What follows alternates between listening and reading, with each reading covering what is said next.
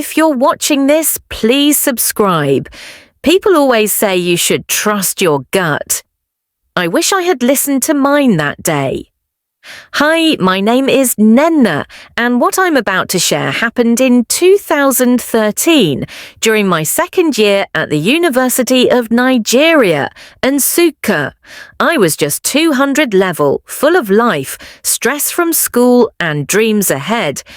But one birthday party nearly ended everything. I didn't think I'd live to tell this story. Let me take you back to how it started. It was a Friday afternoon after lectures, and I was just getting back to the hostel when Chekube called out to me across the corridor. "Nnenna, are you not coming for my birthday tomorrow?" she said, swinging a pink nylon bag with balloons sticking out. Her voice was warm, the kind of warm that made you say yes without thinking twice. Chekube was popular on campus, always laughing, always glowing, always with people. We weren't close friends, but we had done a few assignments together, and she'd always been kind to me. "I didn't even know," I laughed. "Well, now you do. Bring Ifunanya 2-0. It's at Mbauku Lodge by 7 p.m. We're going to scatter the place." I told her I'd think about it. Back in the room, Ifunanya, my roommate and closest friend, was scrolling through her phone. I tossed my bag on the bed and told her about the invite. She raised a brow. "You want to go?" she asked, not hiding her disinterest. "I mean, why not? Because parties like that never end well." I waved her off. "Come with me then," she shrugged. "We'll see." The next day was a normal Saturday. Laundry, cooking, light reading. But by 5:30 p.m, I was already picking out an outfit. Ifunanya stayed on the bed, watching me with a "so you're really going" expression. 30 minutes later, she finally stood up. "Okay, let me dress too, but we're not staying late." We got to the Mbauku Lodge a little past 7. The place was already packed.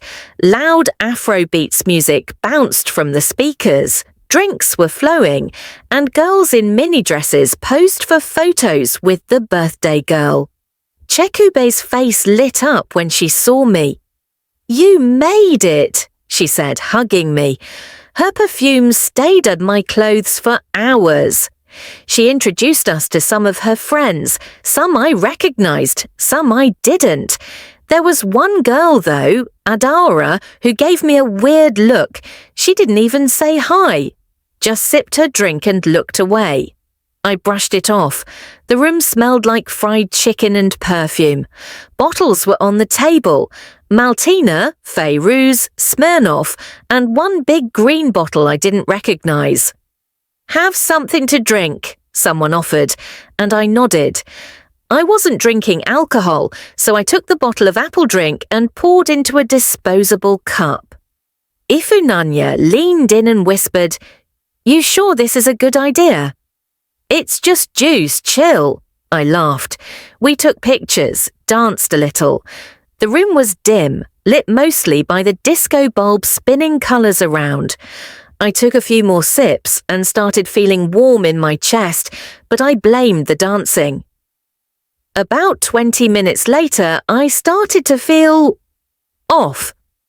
My stomach turned suddenly, like something acidic was bubbling inside.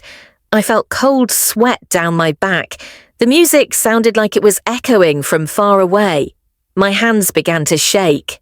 I told Ifunanya I wasn't feeling too good. "Let's go," she said immediately, dropping her cup and grabbing her bag. I nodded, weakly.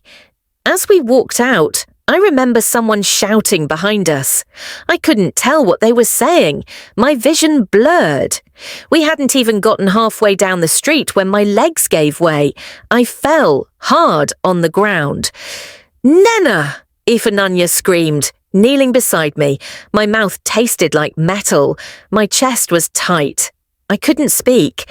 I saw her pull out her phone, her hands shaking. She flagged down a bike. I can hear her voice, faint but urgent. "She's not breathing well. Please help." As the Okada sped off with us towards the campus clinic, my eyes fluttered and everything faded. I don't remember everything from that night clearly, but certain flashes never left my mind, like the look in Ifunanya's eyes when I fell, and the cold hardness of the hospital stretcher. But let's go back a bit, back inside the party, where things started to unravel. When we arrived at Chekube's party, everything looked perfect. The room was buzzing. Girls were laughing, guys were cracking jokes, and the DJ was spinning the latest hits. Chekube was glowing in her glittery dress, and everyone wanted to take selfies with her. She offered us drinks. Everything was self-serve, plastic cups, bottles of wine, juice, soda, laid out on a small table near the TV stand. I took apple juice, poured it myself. I was careful. I had even laughed at Ifunanya for sniffing her cup like a detective.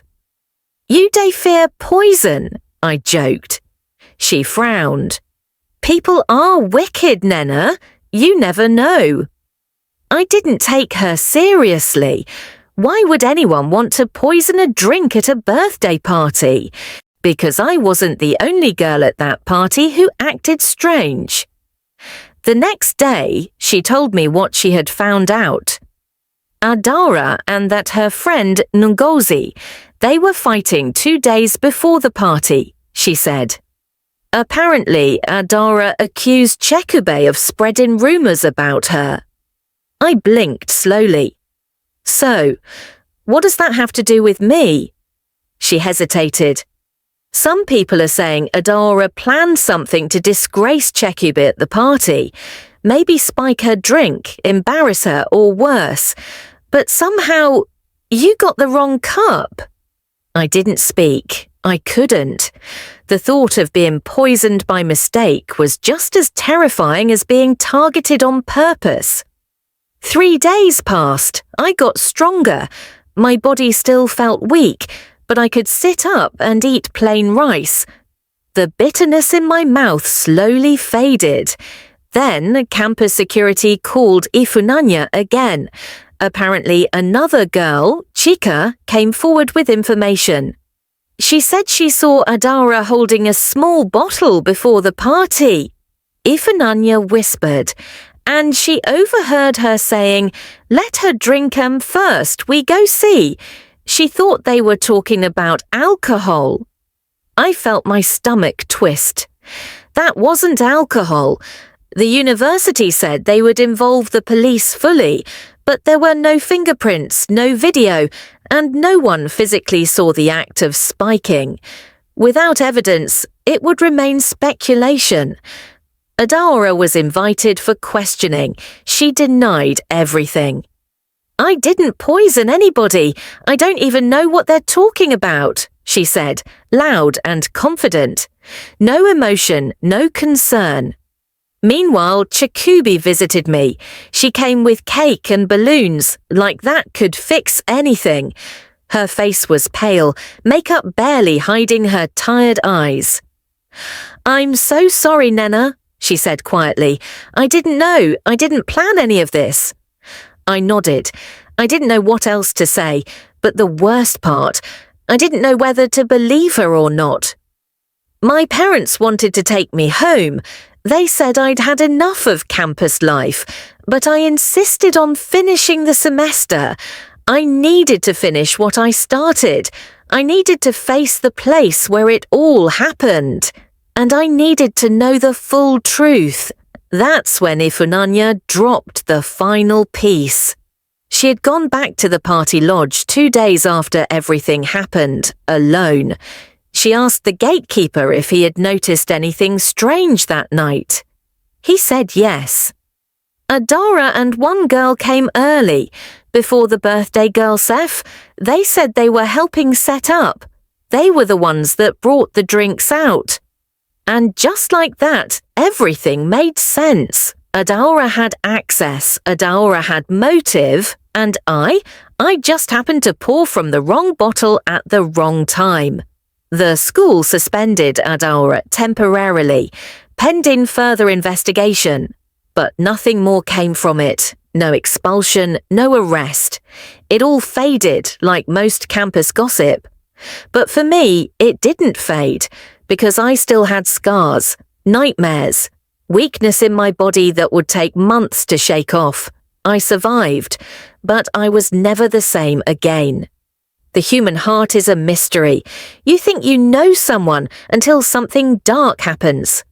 And then, slowly, the masks start to fall off. I was recovering, slowly. I had gone back to lectures. My body was still adjusting. Some days were good, others not. My focus was no longer just on school. It was on healing, on watching people differently, and mostly on figuring out what really happened at that birthday party. And the more I looked back, the more one thing didn't sit right with me. Chekube. It had been 2 weeks since the incident, and though she came to visit me once, she'd gone quiet afterward. No calls, no texts, no check-ins. Even during lectures, she avoided my eyes. At first, I told myself she was just embarrassed or scared. But then I remembered something. She had seen me drinking from that cup. She even smiled and said, "I hope you're enjoying yourself." What if she knew? I kept this thought to myself until one night, Nnenna asked me something unexpected. Have you ever wondered, what if Chekube wasn't just the victim of Adaora's anger? I frowned. What are you saying? What if Chekube and Adaora were working together? The idea shocked me, but it also made sense. Adaora and Chekube had history. They were once best friends in 100 level. People said they had a falling out, but others said they still secretly met up. What if the fight was fake? What if someone else was the real target all along? 2 days later, I saw Chekube alone behind the faculty building. She was sitting on the short wall scrolling through her phone. I walked up to her. She looked up, froze, then gave a forced smile. "Nnenna, hi." "I have a question for you," I said quietly. She looked nervous. "Okay, why did you invite me to your party?" "We weren't that close." She blinked. "What kind of question is that?" I didn't flinch. "Just answer." She laughed nervously. "We've done assignments together. We talk sometimes." I interrupted. "Did you know the drink was poisoned?" Her face changed. Something flickered. For the first time, she couldn't meet my eyes. "What? Did you? No?" She stood up, smoothing her skirt. "I don't know what you're talking about." "Yes, you do." She paused, then said softly, "You shouldn't go around accusing people." "It's dangerous." That was all I needed to hear. She walked away. I stood there, heart pounding, but strangely calm. A week later, Nnenna came back from class looking shaken. "Guess what I found out?" she said. "I went through some old WhatsApp groups, girls from our department, and someone posted screenshots from last year." She handed me her phone. It was a chat between Chekube and Adaora. Chekube: "She's always feeling important because she's quiet. Let's humble her small." Adaora: "Which one?" Chekube: "Nnenna, the one that's always pretending to be better than everyone." My hand went cold. "She wanted to teach you a lesson," Nnenna said. "Maybe it was just supposed to be a prank. Maybe they didn't plan to nearly kill you. But Chekube was involved." I took those screenshots to Inspector Okechukwu at campus security. He looked through them carefully and sighed. "This changes things," he said, "but proving intent is still hard." I didn't care about prosecution anymore. I just wanted people to know, to be careful, to never blindly trust. By the end of that semester, Chekube withdrew from the university. Some said she transferred, others said she couldn't bear the shame.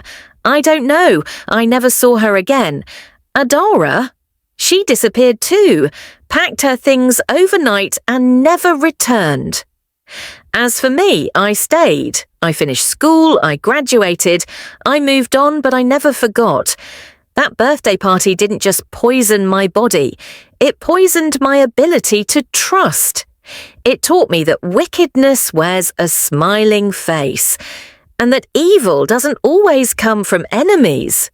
Sometimes it comes from people who call you friend. I lived, but part of me died that night, and I will never walk into a party the same way again.